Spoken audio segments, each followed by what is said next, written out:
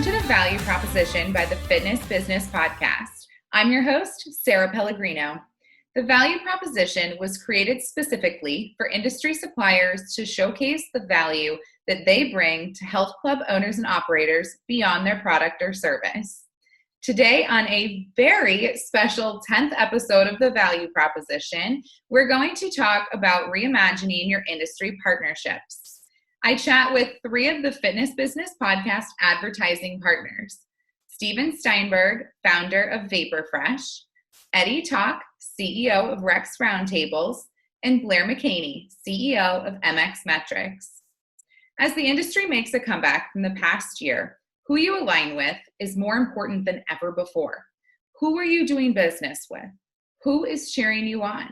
And who are your trusted advisors? If something or a certain partnership just isn't aligning with your goals going forward, it may be time to reimagine your business and who you are working with. You're in for an insightful conversation about these three vendor partners and the value they are providing their customers. Joining us today for a special 10th episode of the Value Proposition is Steinberg, founder of Raw Athletics and VaporFresh. Steven, welcome to the Value Proposition. Thanks for having me, Sarah. Congratulations on 10 episodes. That's huge. Thank you. We're so excited, and I'm so happy to have you with us today. Yeah, I'm excited. Awesome. So, all right, Steven, VaporFresh seems to be everywhere recently, but for someone who has not yet heard of VaporFresh, can you introduce the brand to them? Absolutely. So VaporFresh manufactures stronger, safer, greener cleaning products, specifically for the sports and fitness industry. So we have things like botanically based cleaning sprays for sports pads like hockey pads, lacrosse pads, Peloton equipment, yoga mats. We have laundry detergents for people that lead active lifestyles and own a lot of athleisure. And I'm sure what a lot of your listeners will be interested in is our disinfecting gym wipes, which use citric acid to disinfect instead of the harsher quats that are found in basically all other disinfecting and sanitizing wipes. I love that. And obviously that's just better on your skin. Is that better for the longevity of equipment that they're also using this on? Yeah, it's actually interesting you said that. There's a ton of benefits from using citric acid, and one of them, and we're still finalizing the studies to show the pictures, but a lot of the gym equipment and surfaces you find in gyms don't hold up well to high pH cleaning products, which a lot of the quat-based disinfectants are. So over the long term, if you use VaporFresh disinfecting gym wipes, your gym equipment will look newer for longer. And we should actually have a published report on that pretty soon. That's great. Obviously, there's a lot of value in that to our listeners, so I wanted to hit on that one for you. That's great. Now, explain to us the connection, because I've seen your company as Raw Athletics, but then I know VaporFresh is in there as well, and that's the product name. So do you mind just explaining the relationship between the two for our listeners? Of course. So Raw Athletics is the company and VaporFresh is the brand underneath it. And the reason why we separated that out is the goal of Raw Athletics as a company is to simply help athletes of all levels lead a healthier lifestyle.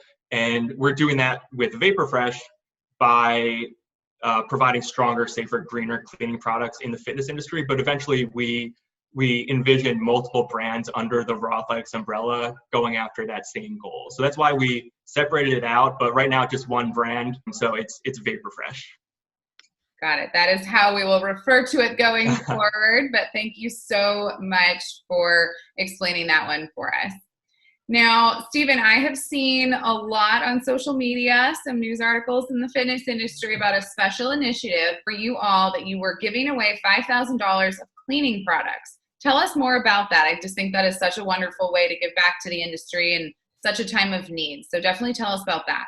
Yeah, we were excited to run that. So it ended last week, but for 2 weeks, we were basically taking open requests for gyms that were reopening after COVID and just needed help sourcing cleaning supplies to keep their staff and members safe.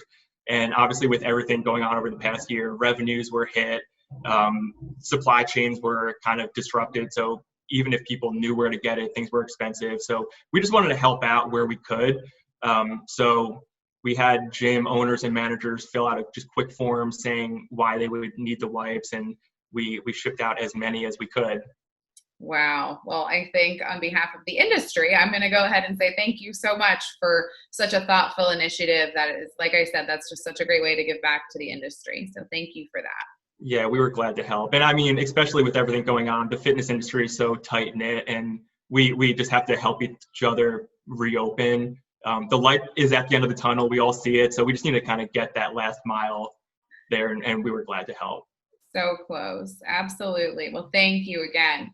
Now, what makes Vapor Fresh gym wipes better than the other options on the market? Yeah, so I know we quickly talked about it, but because we use citric acid to disinfect instead of the quats, there's a ton of benefits for that. And I know we talked about the surface compatibility, but also avoiding quats is a big benefit as well. So those chemicals come with lung irritation issues and concerns. So if someone has asthma, it's an asthmagen, so it could trigger an asthma attack in them. There's eye contact concerns, skin contact concerns. There's reproductive health concerns. So it's not necessarily a chemical that you would want to be around in a facility that people go to get healthier and in shape. So that never made sense to us. So just being able to avoid those quats is a big plus from a health perspective for the staff and members. But on top of that, because we use citric acid, we're in the lowest EPA toxicity category. So even being low toxicity, we're still EPA registered to disinfect 99.9% of surfaces. We're still EPA list N for coronavirus. And even in some circumstances, our dwell time is quicker than a lot of the other disinfectants out there. So it's stronger, it's safer, it's better for the environment. So it's kind of a win-win for everyone. And then on the non-chemistry side, because we fit 1,200 wipes per roll and 4 rolls per case, from a cost standpoint, on a cost per wipe standpoint, it usually saves gyms money when they switch to us. So it really is a win-win for the gym when they switch to our wipes. That's awesome. All right, explain dwell time to me, because in my head, I'm thinking that could be one of two things. So what does that mean? Sure. So it's basically a way that it's regulated by the EPA, and it's a way to standardize how strong a disinfectant is, more or less. So all registered disinfectants have to state strains of germs that they can disinfect. And based on whatever strains you say you can disinfect, the surface technically has to be wet for a set period of time from the EPA. So the standard one out there is 10 minutes. I don't think anyone's longer than 10 minutes, but 10 minutes is a long time to keep the surface wet to disinfect something. So a lot of the gym wipes out there are 10 minutes. We are 5 minutes. So essentially twice as fast. And then some specific strains were a lot quicker, but on the grand scheme of things, it's 5 minutes, which is like the apples to apples comparison that the industry uses. Well, that's an amazing improvement, right? The 10 minutes to 5 minutes, especially high touch surfaces, you're cleaning a machine so someone else can hop on it. I mean, 10 minutes seems like a very long time, right? So that's very impressive. It is, yeah. And it's usually hidden on like the fine print of the label. So a lot of people don't even see it, but it's technically how the disinfectant industry kind of standardizes things. Well, I think that's good to know. I'm hoping we just taught our listeners something. That's awesome. Thank you. All right. So how long have Vapor Fresh gym wipes been around? Sure. So the company's actually been around since 2008, but our wipes have been around since 2014 or 2015. So we've been on the market for 5 or 6 years. So definitely not a new entrant from the pandemic. So yeah, 5 or 6 years. That's awesome. And, speaking of the pandemic, how have you seen gym owners and operators really change up their cleaning procedures since? Yeah, it's been interesting. Obviously, gyms have significantly ramped up cleaning procedures to keep everyone safe, which is necessary. But it kind of goes back to what I was saying about choosing a disinfectant with the right active ingredient. So if you're ramping up the concentrations of the cleaning product you're using and it triggers asthma attacks in people, concentration going up it's obviously good that you're keeping everything disinfected, but there's adverse reactions you kind of need to worry about as well. So that's been an interesting thing. One trend we've seen that we just want the gym owners to be aware of. Another interesting aspect was because usage has gone up and revenues are still kind of struggling and still trying to catch up. Gyms have trying to keep costs under control, which is totally understandable. But by doing that, they've been looking at sanitizing wipes, which is kind of one step below disinfecting, or surface cleaning wipes in general, which have no disinfecting claims whatsoever. And it's concerning because you're really not dealing with the coronavirus situation when you kind of downgrade to those level of wipes.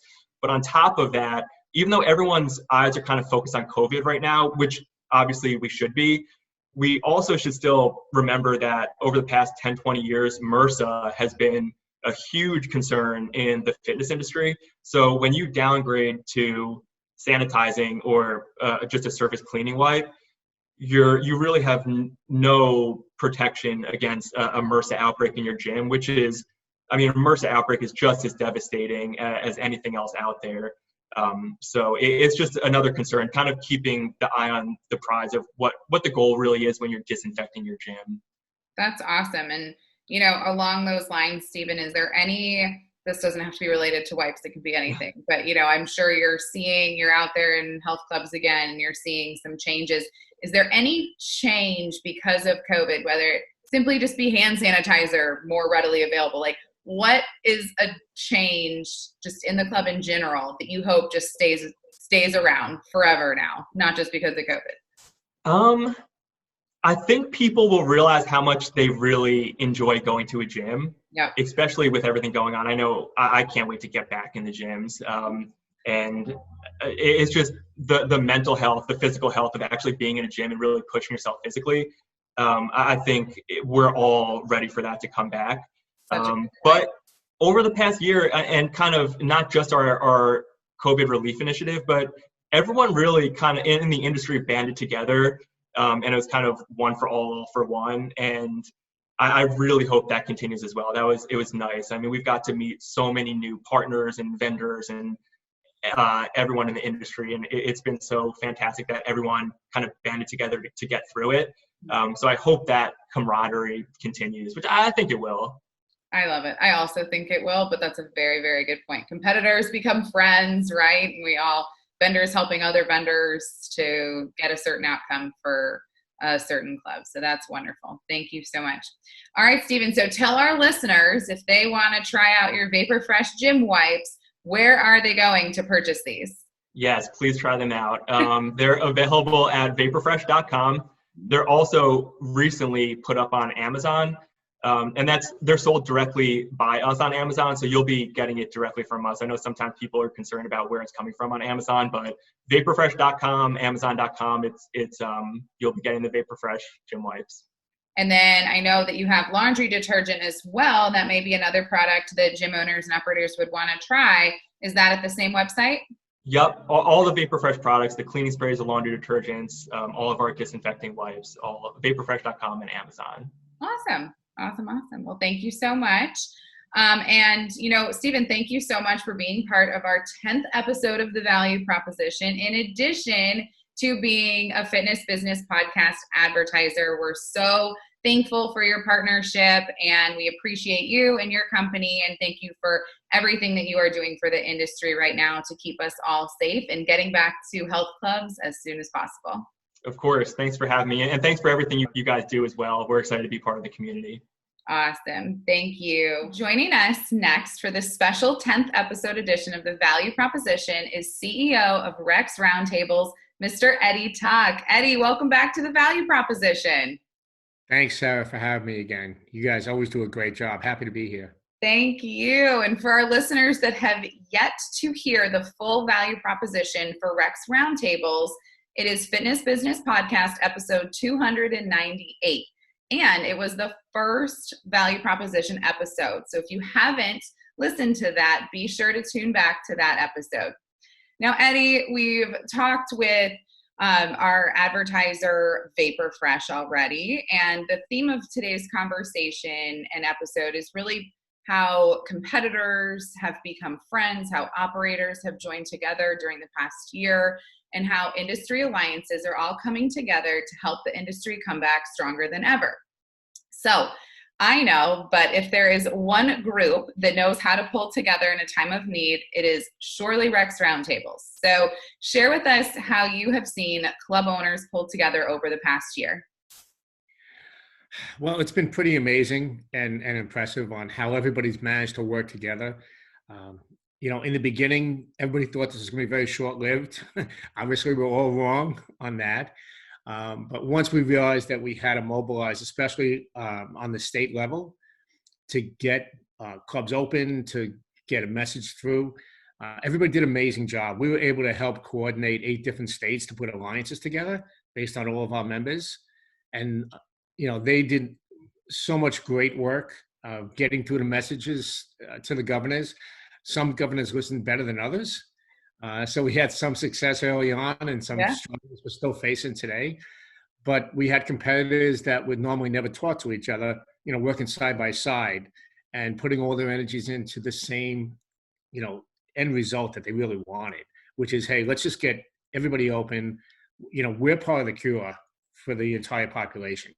People exercise and get stronger. They're going to be able to, have a healthier life. So we were really impressed with that. We started with weekly Zoom calls back in March, backed it off to every other week in September. So I was on over 14 or 15 Zoom calls each and every week, not counting the state alliances. Wow. And so we became the hub of the wheel, able to try and help guide everybody together to make a difference. Wow. And I'm really proud of everything that all the club owners have and managers have really achieved. They've done an amazing job. Absolutely. And how are all the Rex members clubs doing right now? Well, it varies from region to region. There's definitely a difference between the blue and the red states and even the blue and the red counties in some states, even in Texas, for example. The average Rex members club is probably at 60 to 65% of revenue. However, we have a lot that are at 70, 80, and we have even a handful that are 90, 95% back, which is pretty amazing. We have a few that are back, 20% in personal training, many back 40%. We have a handful that are back at 80%. So it really is geographic on the return. Yeah. And, how well the media is treating you or how bad they're beating you up has definitely determined how quick your business is coming back, unfortunately. They've had too much of a negative influence on our industry. Wow. So, it's April 2021. Why should someone join a Rex Roundtable now? As most, you've just said most clubs are trying to conserve money. They're coming back. Some are, 80%, some are higher, some are lower, right? So why is it a great time to join Rex now? It's a great question. I shouldn't be the one answering it. It should be, go talk to, 100 and something Rex members, 250 worldwide, and they'll tell you to a person. It's thank God we had the roundtables, not just me, but everybody in the roundtables, really made a difference, really helped accelerate the results that we got in the last year, change all our business models. When you get a dozen to 15 brilliant entrepreneurs and managers together, great stuff happens. And, for the low monthly dues, there's no question. If you talk to any Rex member, they would say they would never give up their Rex membership. And that's one thing we're really proud of. It's that we go above and beyond to literally guarantee they're going to get results. And we've done that not just in the last year, but that's been my philosophy since I took over Rex in 2008. That's the reason why we have over 90% retention. And to give you a comparison, in other mastermind groups in other industries, and I was part of a mastermind group for several years, for 7 or 8 years, with 11 other industries. And the average retention is 50, 60%, and we're at 90%. That's huge. Most of them are bigger industries, like the auto industry, the computer industry with Microsoft. I mean, really high, big levels. Sure. Having a mastermind group, it becomes an unofficial board of directors, becomes a second family, becomes the only place where you're probably going to get an honest, straight answer from other people that care about your business. People that work for you on your team are going to tell you what you want to hear, or they're going to tell you, very guarded answers. And your business partner or your your life partner may not be that straight with you, or may not understand the business, where you are and where you need to be. In a roundtable, it's game changing, not just in business, but personally too. Everybody has stepped up to help each other get through this crisis and come out the other end already. We're dealing with, as entrepreneurs, we have a heavy stress on us. It's not just opening up the business again. It's taking care of our staff. How do we bring them back? How do we help them deal with all the stress of, are they going to have a job? Can they pay the bills? And then have them engage with all of our customers. Mm-hmm. And then at the end of the day, it's lonely at the top as the CEO, the general manager, the executive COO, the business owner. And where do you turn to? And, we've had a lot of our members reach out and, we become the, I don't want to say the crisis center, but we become the sounding board. The hotline. Yeah. I love that. And Eddie, is there, one or two changes that you have seen owners make over the past year to just help them get through? And, any overall lessons that have come out of that change? There's been a few. So the obvious one that everybody did is go back and renegotiate with your landlord. Yeah. Many clubs were fortunate that they had landlords that worked with them. Unfortunately, not every landlord was cooperative. So that's been a stress financially on some of the clubs to this day. But what it really did is got everybody to relook at their business and reimagine their business and change their business model. And, we got comfortable in adding on programs and more staff hours and spending more money than we probably really needed to at that point. So everybody came back and they really got a chance to refocus the business and almost say, okay, if we're building it from scratch today, what does it look like? What's the staffing model that I really need? What's the program model that I really need? What facilities are going to be used most? Who's my core customer? And that's shifted in many markets. As we know, in a lot of clubs, the younger generations come in faster than the older generation coming back. It doesn't mean they're not coming back, but it's opened their eyes to say, wow, I never thought I'd have that market segment before. It's also opened their eyes to say, we do need to add on virtual and outdoors into our offerings. And I think it's going to be like it was years ago with the pool. The average customer or prospect would walk in and say, do you have a pool? And you'd say, well, do you swim? And they go, no, I just want to know if you have a pool. And it's going to be the same thing with, virtual and outdoors. And you don't have to change your entire model, but you have to sort of offer it. Think about back in the 80s, most clubs didn't have cardio. And it was a big deal to buy just treadmills. And so we have to try and listen to what the customer wants and be more customer-centered. Mm-hmm. And that's given everybody an opportunity to really redo their business model. In some cases, change pricing. In most cases, they've had to reduce their staff 30, 40%. But then they found that they're keeping their A players, their true A players now, and helping them not just survive, but carve out a new career and recreate the business. So it can be healthy and profitable and be able to serve not just the members, but their new team or the new team setup that they have. It's a great point, Eddie. And I mean, it's, as painful as it was, right? It was a great time to go back to the drawing board and figure out what worked and what didn't and really reimagine and refocus, like you said. So thank you. Thank you so much. Now, tell us about being on the April cover of Club Insider. It's a great article and interview. And tell us more about that. What does that mean to you? Well, that's interesting. So, I love Norm and Justin Cates, what they've done for the industry. They've always been a very brutally honest voice of the club owners and done a great job for the last probably 30 years of just sharing what's going on in the industry. And Norm called me up and said he wanted to put me on the cover, and my first reaction was no, not interested. I'd be grateful if you did everybody in Rex, just not me. And the reality is, the roundtables are great because of all the great people we have. Mm-hmm. And because they share, they care about each other, they give straight opinions to each other, brutal honesty, complete confidentiality in their group. They go out of their way to support each other. And it's not just when, right now we're doing virtual calls, we're starting to plan getting back to in-person meetings. Most of the groups are connected with Slack, and some of them talk 3 times a week. And I have 2 groups that talk 3 times a day, and I'm on every single Slack feed. So what they've done and what they've done together as business owners and managers has been pretty amazing.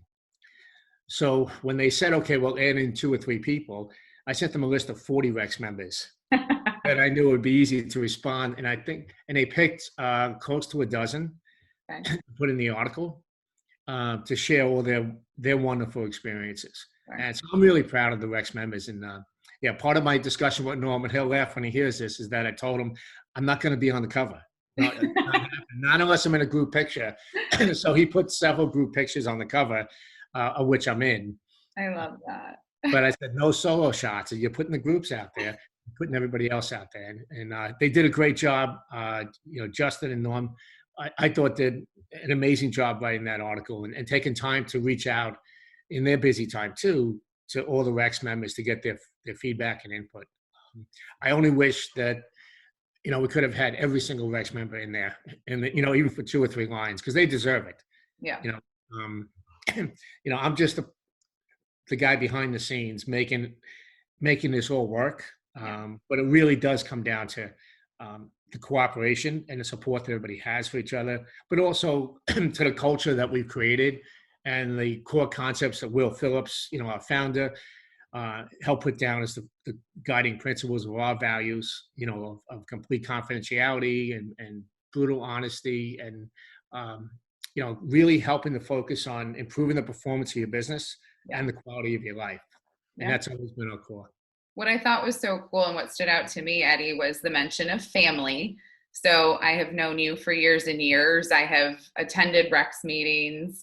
I have interviewed you and your other Rex members, right, on the value proposition. And that theme, it's true. Like, you're not just saying it. It really is such a family. So I love that the article pulled on that and really expanded on that topic, because it's so true, and it's what your potential members need to be hearing right now as well. So another thing that I want to dive into, and it came up in the article, but I've also seen it in the industry. I want you to dive deeper into this partnership with URSA that we're seeing. So tell us how Rex and URSA are joining forces. Oh, we're privileged and flattered that the vice presidents of URSA approached us in December, and we had some conversations, and in January we signed a 5-year partnership with URSA.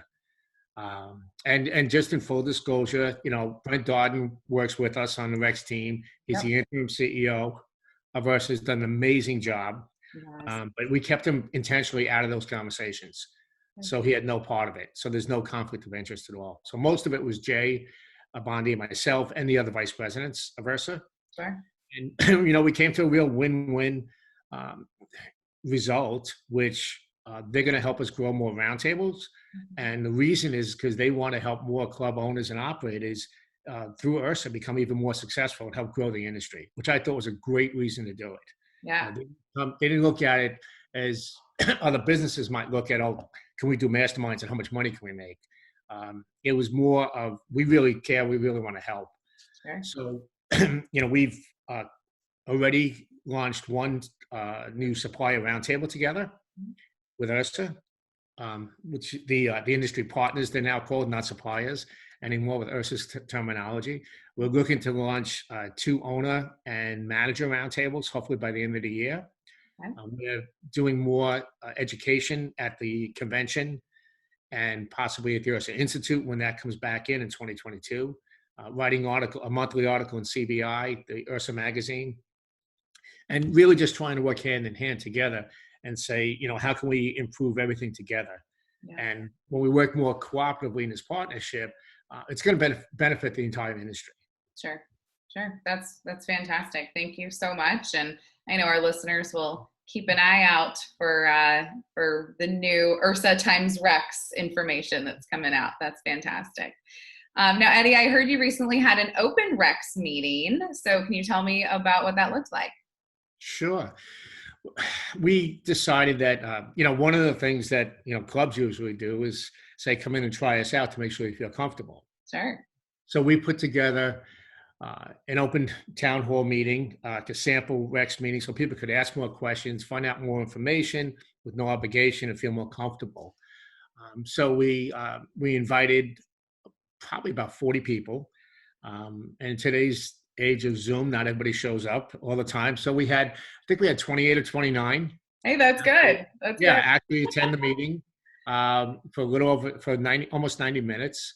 And from that, we saw the interest, and we're now taking the people in that group and looking through their applications and now forming a brand new roundtable based on that. That's and we're going to do this again in May, most likely May 20th is the tentative date we have laid out to do this one more time. And we think it's a great way for club owners and managers to take a look on the inside and really understand what it's like to be in a Rex roundtable. Yeah. And not just think you have to be ultra, successful and on the URSA board or, making $5 million a year to join Rex. Just the opposite. We have some groups where you have 10 or more clubs in. We have many groups where there's single club owners or single club managers in.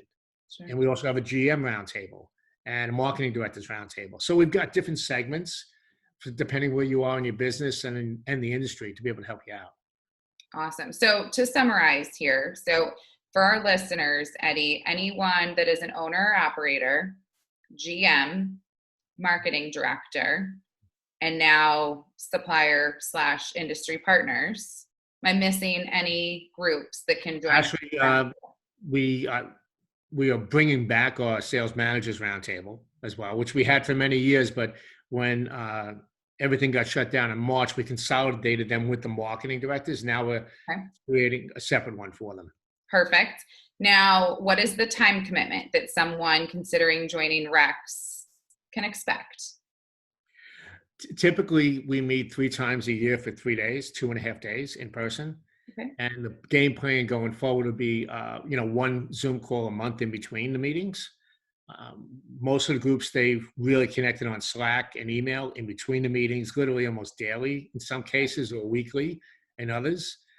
Right now, we're doing virtual calls until we're ready to meet back in person, and most likely going to be in the fall for all the groups. So we started doing weekly 90-minute Zoom calls. Labor Day, we backed up to every 2 weeks, and that's where we are now. So it's every 2 weeks for 90 minutes. Perfect. Virtually. Okay. And if someone wants more information, I'm assuming they are going to you. Do you have an email, website, anything you want to share? How can our listeners get in touch with you if they want to hear more about Rex? Sure. Well, the website is rexroundtables.com. They can feel free to email me. It's Eddie, EDDIE, at rexroundtables.com. And I'll even be happy to give you my cell, which is, and the Rex members know my last call last night ended at 10:30 at night. There you go. One of the Rex members wanted to call and vent over his frustration with the building department on a new club he's trying to build. So cell is 914-643-3207. And yes, I was answering emails from Bill McBride last night about 2 or 3 in the morning. So we've actually expanded our team to, we have Justin Tamset from Australia on our team, Brent Darden, Mark Miller from Merit Clubs runs our GM roundtable, Mary Ladani. It's also on our team, Frank Anchowski, Bill McBride, and Chris Stevenson. So I'm really proud of, the team we've got together to help everybody grow. It's an amazing crew, and you guys are doing such wonderful things for the industry right now. So Eddie, on behalf of myself, the Value Proposition, and the Fitness Business Podcast team, thank you so much for being an advertiser partner with the Fitness Business Podcast. We appreciate you and everything that you are doing for the industry right now. Well, thank you, Sarah, for everything. You guys do an amazing job. The best podcast in the industry, for sure. Thank you so much. We'll talk soon. Bye, Eddie. Bye. All right. Well, next on this very special episode of The Value Proposition, we have Blair McHaney, CEO of MXMetrics. Blair, welcome to The Value Proposition. Hi, Sarah. Good to see you. You too. Thank you so much for joining us today. This is the 10th episode of The Value Prop. So we are super excited to highlight our advertisers with the Fitness Business Podcast, and we're thrilled to have you today. Thank you. Glad to do this. I like this. Yes, absolutely. So the conversations, we've spoken with Vapor Fresh, we've spoken with Rex Roundtables, and the common theme for both, all three of these conversations has really been about valued partnerships coupled with how the industry over the past year has really come together. Okay. So in my conversation with Eddie, we spoke about how owners are reimagining their businesses. So I would love for you to start us off today with how you have seen owners redefine, if at all, the member feedback process over the past year.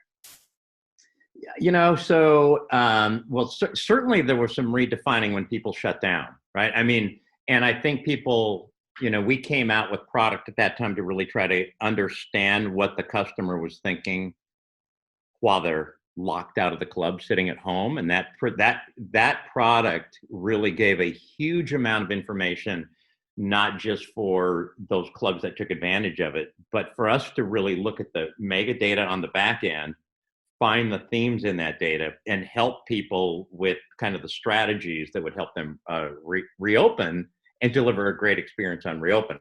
So redefining it was really sort of about the huge shift in customers' perspective going into March of 20. Yeah. So we could see across all of our customers that their perspective was quickly going from your normal, glad to be into the gym to these sort of, heightening levels of fear right up until the shutdown. And then to be able to look at what everybody was thinking while they were sitting at home, because we had like 1,000 clubs take advantage of that shutdown. What I don't know if they so much kind of redefined or reimagined how they're going to get feedback, but to understand how incredibly important what your customer thinks and feels, how incredibly important that is to delivering your product. And that the level of awareness about that, I think, has gone up magnitude because of the pandemic. If there's been a shift, that's been the shift. That's awesome. And, as we sit in April of 2021 and we look back, a lot of club owners went digital or provided some sort of digital fitness solution, right? Mm-hmm. Has MXM tried to help owners measure any type of feedback in that digital space? Has that been possible yet? So it's getting there, right? We have access. Medallia has an awesome digital feedback tool, and MXM has access to that.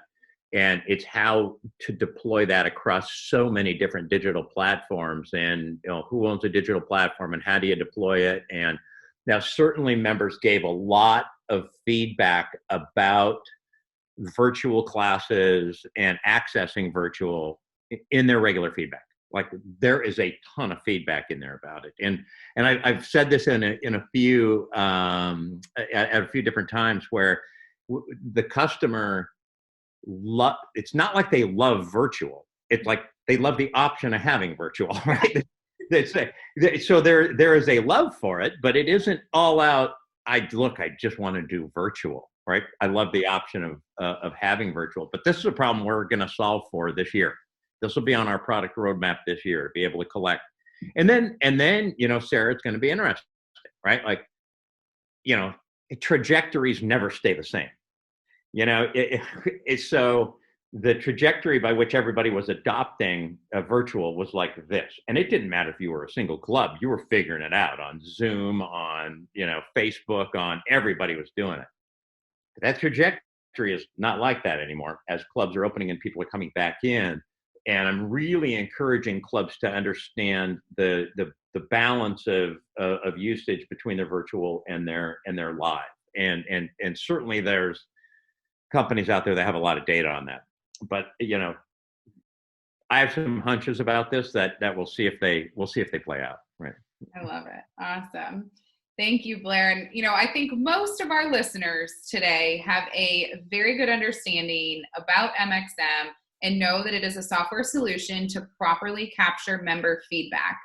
that will provide data to owners and operators to then enhance the member experience, right? However, for someone tuning in today that is not as familiar with MXM, what do they need to know about your company?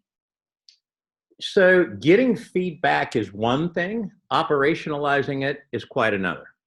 Medallia is the best technology in the world at helping companies of all size operationalize that feedback. Now, that just sounds a bit like corporate speak, but what that means is, a lot of companies just pull in feedback. They try to understand their feedback. They don't have the nuance in the feedback to really know how to action it, what actions to take.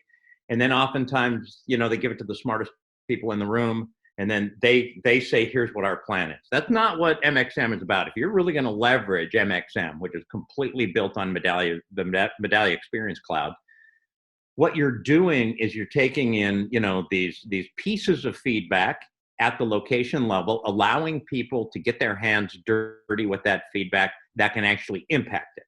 That can impact not just maybe the customer. If Sarah, if you give me feedback about something and there's something in your member experience that is less than great, then I can address it with you. Sure. But it's also the opportunity for me to take your feedback and feed my team with great feedback in order to keep them, in order so that they can keep getting the reinforcement of exactly the kind of experience we want to deliver.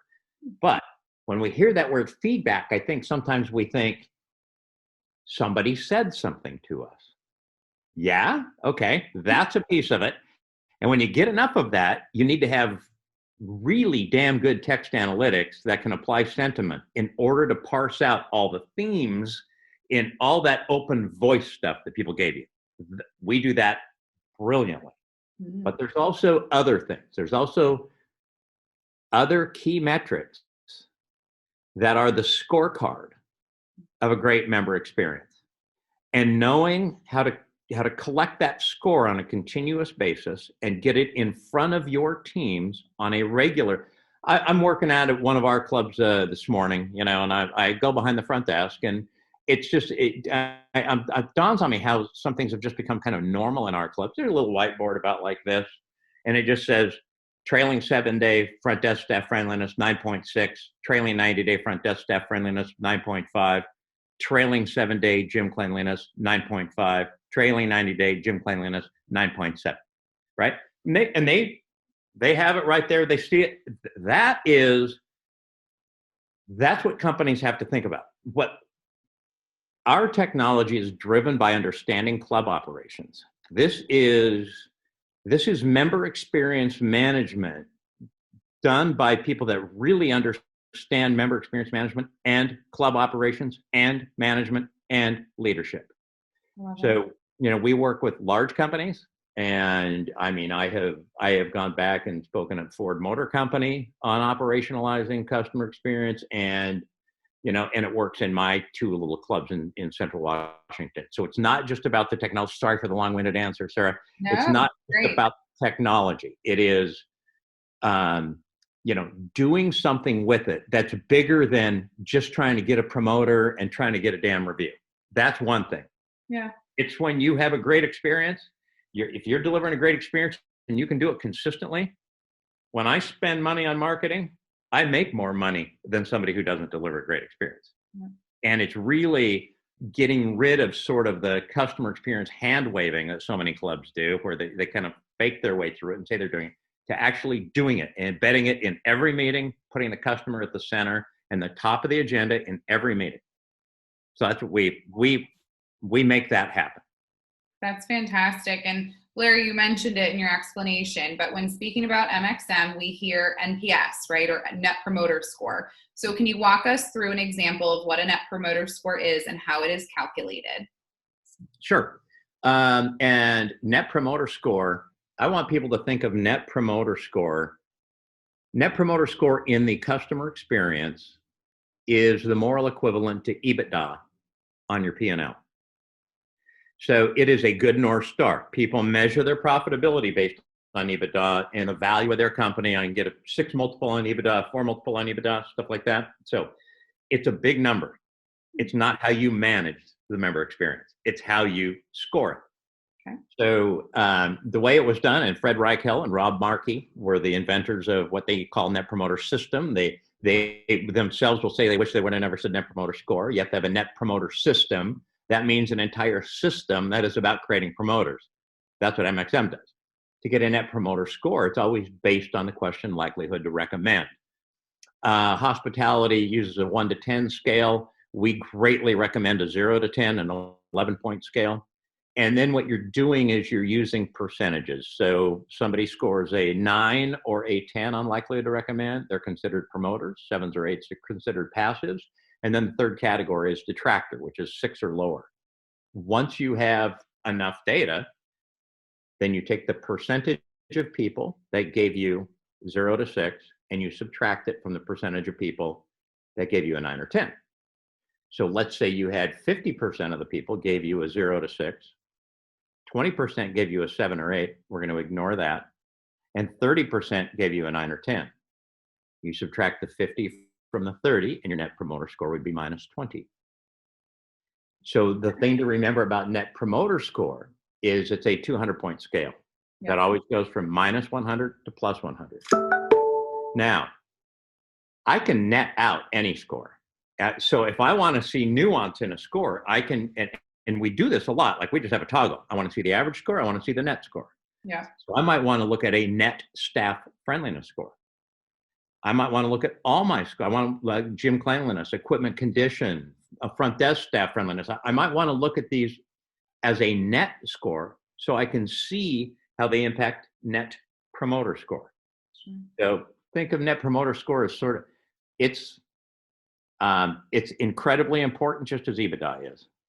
Awesome. But what you can manage, but I can manage my housekeeping staff friendliness because they can see it, and I can go talk to them, and I can coach them. I can coach their behavior and say, you know, here's what you do. I want you to introduce yourself to people while you're out here cleaning. Ask them if all the equipment is working okay. And that, I mean, it's the coaching to those, and then they can see, hey, look at our staff friendliness score moved from this to this.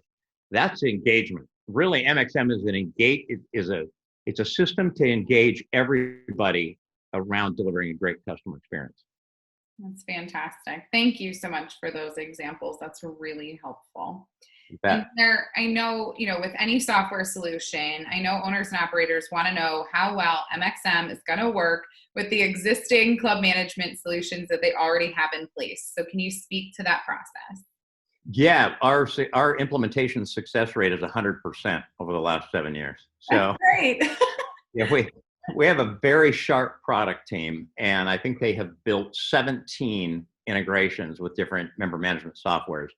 Some of those are in Brazil, and so we integrate with all of them. I will say this: all these member management software companies are working hard because what they've started to understand is that's become the hub of data for the club, and they need to be able to play very well with all these other softwares that are coming in, because we don't just pull, what your experience was, Sarah. I want to know when you joined. I want to know your home club or your most frequented club if it's a multi-club operation. I want to know how much money you spent and what quartile spend you're in. So I can say, okay, Sarah's in the top quartile of spend. I want to know how engaged you are, meaning we have 5 levels of engagement on visits. So I can see if you've purchased personal training, if you've done I want all that data to blend in with your experiential data. That way, now as data builds, I can say, okay, I want my females of this age in the highest quartile spend. What is their experience like? And now I can say, where are the gaps in that experience, right? And this is so important to start to understand the segments. Oh, yeah. So the member management software companies, we can deploy with all of them, but some do a better job than others and have invested more in their API. So there's more data that we can pull in and blend with the experiential data. Awesome. So more than likely it's going to work. It's just the level of data and how much you're going to be able to pull. I guarantee it's going to work. I love it. That's fantastic. Thank you so much. Yeah. Now, if an owner or operator is listening and you are just speaking to them directly, Blair, and they want to start working with MXM, from sales process to implementation day, what does that time frame look like right now? So it really depends. We can deploy extremely fast, but it depends a lot on the customer. So how many locations do they have? We're just rolling out a new customer with 72 locations. And we're doing this in phases because they want themselves, they want to own the training and they want to be excellent at the training. So what we're doing is we're pulling in the managers of these facilities and rolling them out in phases. So we're going to roll these 72 out in the next 3 months. That's because they want that pace. We could roll them out 72 in 2 weeks. From a technology standpoint, sure. it can go very fast. Okay. But then the question is, how much training do we want to do? The software is phenomenally intuitive, phenomenally easy to close the loop, phenomenally easy to know what the reports are. And when somebody first deploys, because this is about operationalizing it, what we don't do, and I think this is an important point to make here, Sarah, is that what we don't do is take all your members, send out a bunch of invitations to provide feedback, and do a big data dump. Yeah.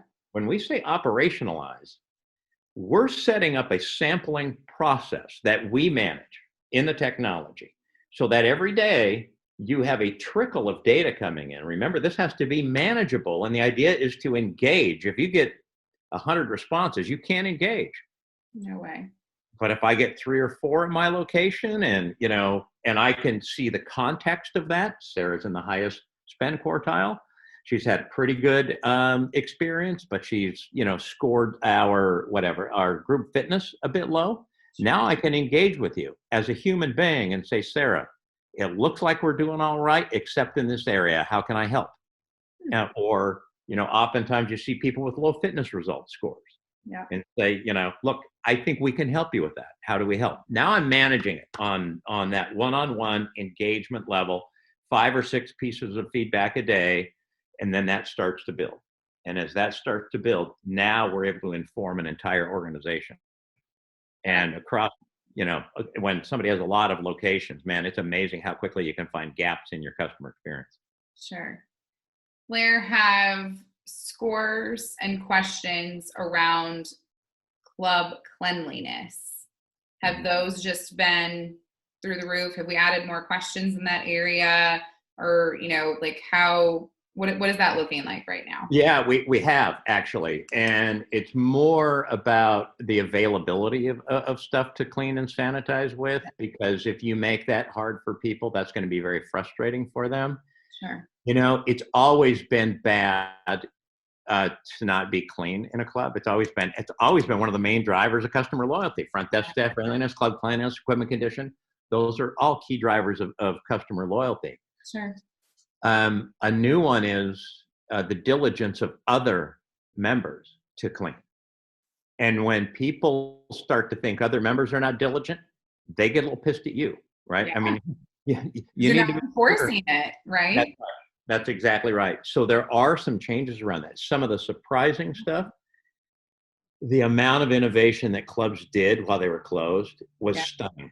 It was just stunning, and innovation isn't invention. Innovation is any incremental change that you make that adds value for the customer.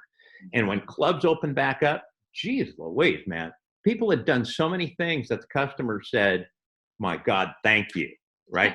And cleanliness scores were all-time high as clubs reopened. That's great. I love to hear that just industry-wide. I think that's really important data to want to keep your eye on going forward, right? Yep, exactly. It's always been incredibly important. That importance has just been heightened, and a great outcome is so many club operators invented new processes to make sure it happens. They just need to stay up on top of those processes now. Yeah, that's wonderful. And Blair, I love this question just coming from a software background. If a new club is opening up, right? When is the best time for them to implement MXM and start collecting feedback? Now, and there is I don't care if it's a club, a bank, a telco, an auto dealership. Well, auto dealerships keep gaming all their information anyway. But anyway, I don't care what it is. If you're making money from a customer, you need to know what they're thinking. Yeah. And you need to know now, and you need to know constantly what they're thinking. Yeah. And don't assume you know, because you don't. I can't tell you how many times clubs have been surprised. Now let's take two different scenarios of a club just opening, right? And I'm only going to have one club. Okay, if I can start to get that feedback right now, I have this sort of one customer theory, right? That is, if I can just get one customer and I just blow them away, they're going to bring in another customer. And if I can just blow them away, they're going to bring in another one. At the point that I can't be incredible for them, now I need to add something. Maybe it's another person, maybe it's a different process, maybe I have to figure out a different way to service them with whatever the product is I'm trying to service them with. Sure. But I could grow organically if I can just understand the customer experience. I can align with the customer experience and I can constantly improve it. I can have organic growth constantly. So if I have one club, that's what I'm thinking about. If I'm going to scale, I better damn well know what processes are working, which aren't, and get that down now before I start to scale out other clubs. That is amazing. A very simplified way to look at that, but core values are still there. That's great. Yeah, there's never a time you shouldn't be doing solicited feedback. And there's a difference between unsolicited and solicited. Unsolicited is review sites, right? That's too frickin' light. The horse has left the barn out there. Yeah. You need the solicited feedback, and it needs to be done and sampled in an intelligent way, done constantly, and it should be able to align so that it can align what your vision is of customer experience. Every company says they have, they deliver great customer experience, so they have some vision of customer experience. But if you really have a vision of customer experience and you're not actually measuring it and understanding it, then that's just marketing BS. You don't really have one until you're actually doing this. Wow. Well, thank you. And last but not least, Blair, what are our listeners going to watch out for with your company? Any new upgrades, fun new product suites coming down the line? What are we looking out for? Yeah, so there's, Medallia. One of the great things one of the great positions we're in is, we got a round of funding from Medallia. Medallia owns 19.5% of us. We don't have to spend that money on R&D. We can spend that money on customizing our configuration to make more and more sense for the fitness industry, because our parent company is publicly traded. Medallia is publicly traded, and they're spending hundreds of millions on R&D and acquisitions. And that R&D and those acquisitions are sitting back here in the pipeline that are going to start to show up on the MXM roadmap in the next 6 months. So a lot of the stuff that Medallia has invested in, we get the benefit of that. But also we're going to be rolling out what we're referring to as MXM Plus, which will just allow you a lot of different configurations to not just understand that core membership experience, but there will be pieces that you can add on to understand, for example, the sales experience, the personal training sales experience, the cancellation experience, the onboarding experience, and start to get an entire view, different kinds of feedback and different points where you can engage with the customer and make them happier, spend more money, stay longer, understand why they cancel, so that's where MXM is. That's where we're headed. So exciting. Awesome. Well, thank you so much, Blair, for walking through MXM and just the lessons that you and your company have learned this past year with our listeners. I know so many things that you've shared with us today are going to be really helpful to our listeners as they go forward with the rest of 2021. So, Sarah, thank you for doing this. Thank you again for being an advertiser with the Fitness Business Podcast. We appreciate you and look forward to sharing more information with our listeners. Thank you, Sarah. Thank you all for tuning in today to hear the value proposition for reimagining your industry partnerships. Tune in May 21st for our next episode to hear about the value proposition for Les Mills. And to show we walk the talk here at the Fitness Business Podcast, all the resources and links from today's show can be found at fitnessbusinesspodcast.com, adding value to our FBP family. Until next month, what you leave behind is not what is engraved in stone monuments, but is woven into the lives of others. See you next month, FBP family.